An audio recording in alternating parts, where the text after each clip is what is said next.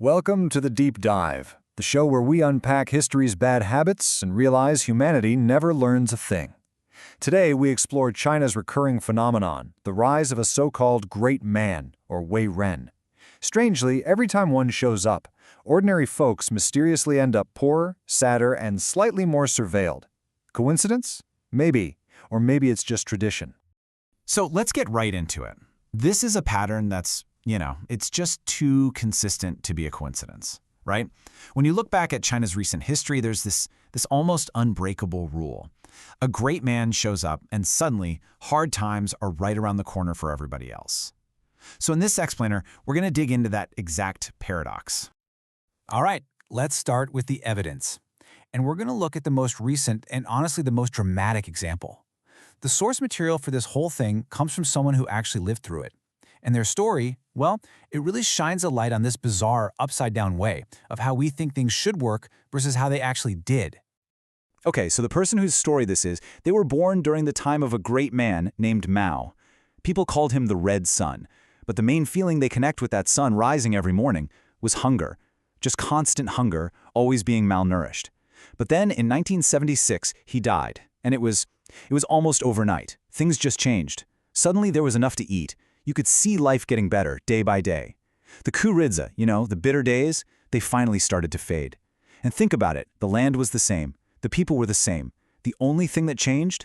The great man was gone. So you gotta wonder, right? How do these leaders who bring about so much hardship even get into power to begin with?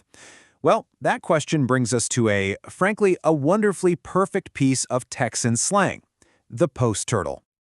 I want you to picture this. You're driving down a country road. You glance over, and you see a turtle sitting on top of a fence post, just balanced there.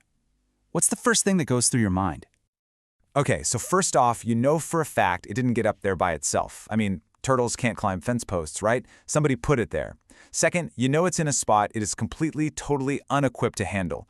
Third, it has absolutely no clue how to get down. And finally, you know it's not going to accomplish anything useful up there. It's just going to, flail around until it eventually falls off. And that brilliant mental picture? That gives us the political term post-turtle. It's the perfect description for someone who's been put into a position of power that's way, way beyond their abilities. Not because they earned it, but because someone else put them there. They don't have the skills for the job, and they sure don't know how to get out of it. And this is the modern great man. Not some revolutionary who stormed the castle, but a bureaucrat who just kept getting promoted. Now here's the real kicker with a post-turtle leader. Their ego is so big it completely blocks them from seeing their own incompetence. And believe me, this is not a new problem. In fact, there's an ancient Chinese story that just nails the tragic results of this. Let's call it the story of the doctor and the duke. So the story goes like this. The legendary doctor, Bian Kui, visits Duke Kai, and he says, "Your Grace, I can see a small illness in your skin. We should treat it now." The Duke, just full of what you might call fake confidence, just scoffs and says, "I'm not sick." A little while later, the doctor comes back. "The illness has now reached your muscles. It's going to get worse if we don't treat it." Now the Duke's just annoyed. The third time, the doctor warns him, "The disease is in your stomach. This is getting serious." And the Duke is flat out angry. Then comes the fourth visit. Dr. Bian Kui just looks at the Duke, says nothing, turns around and walks away. Total silence. 5 days later, the Duke feels this sharp pain. He's yelling for the doctor, but it's too late. The doctor's already fled the country. And soon after that, the Duke dies. The lesson here is, it's huge. The Duke's confidence, it was all an act, a performance.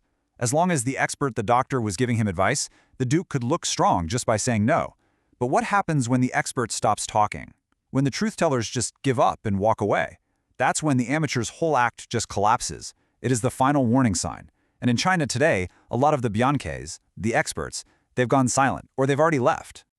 Look, these metaphors, the post-turtle, the Duke, they're not just some abstract theory you'd read in a textbook. The consequences of this kind of leadership are absolutely devastating, and the price is always paid by ordinary people. So now let's get into the real human cost. The person whose story we're following shared what happened to their own family. Back under Mao, farmers were forced to grow stuff like sorghum, which is barely edible for people. They ate these steamed buns made from moldy sweet potato flour. I mean, they were this horrifying gray-black color. The villagers even had a nickname for them, Black Peach Old Demon, like the Ace of Spades in a deck of cards. But then, after the great man died and the policies changed, those exact same farmers on that exact same land started growing peanuts, soybeans, watermelons. And you know what? Nobody ever ate the black peach old demon again. In this hardship, it wasn't just about eating terrible food. This was about life and death. During the Great Famine that came next, the writer's father was just 17 years old, when he decided he had to flee his village and head for Manchuria. Because for him, staying put meant one thing: starving to death. No question. His own father, the writer's grandfather, had already starved to death. Of course, the official record just says he died of illness. His grandmother had like 11 or 12 kids, but she had to give away most of her daughters just so the family could survive. His third uncle, a really smart, capable guy, died of cancer later in life because he just couldn't afford the medicine. And his cousin, who was actually a super enthusiastic Red Guard when she was young, ended up taking her own life. This is the kind of long, dark shadow these things cast. We're talking about generations of a single family, every one of them scarred by a tragedy that came directly from a political disaster. So, okay, the bitter days were over. People could eat, the economy started to grow, but you know how it goes. History has this really nasty habit of repeating itself, and it looks like that old great man playbook is being dusted off for a whole new generation. Just look at the language they're using. The old slogans, like World Revolution, they've been repackaged as national rejuvenation. Liberating all humanity, that's now called a community of common destiny. Come on, it's the exact same ideology of total control, just with a 21st century marketing makeover.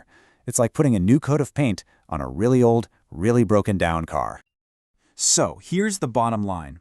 What we're seeing today is basically a clumsy imitation. It's the same play, the same script that led to total disaster before. Sure, the actors are different. The lines have been updated for a globalized world. But the ending? The plot ends in the exact same place. Hardship for the many, just so one person can hold on to all the power. But why? Why does this keep happening? Well, it's because the ultimate goal for this kind of leader isn't prosperity, it's not freedom, it's control. They're control freaks. Their one great talent is locking down society. You can think of them as guys who carry around a big set of locks. But the locks aren't for them. They're for every single citizen. And what happens when you lock down an entire society? Its energy, its creativity, its ability to thrive, it all just gets choked out. And that brings us right back to the main point. The whole great man thing, it's a performance. It's an act. It's completely fake. But the consequences of that performance, the economic problems, the political pressure, your personal freedoms just shrinking away, those hard times are terrifyingly real. Which leaves all of us with one last, kinda unsettling question. When you recognize the play that's being put on, when you've seen the plot before and you already know how badly it ends, what is the role of the audience? Are you supposed to just sit there quietly and watch? Do you applaud? Or is there something else you're supposed to do? Here at the Deep Dive, we don't worship great men, we fact-check them, laugh at their speeches, and occasionally cry into our tea. Our brilliant producer, FireflyHaku, ensures our audio sounds crisp even when civilization doesn't.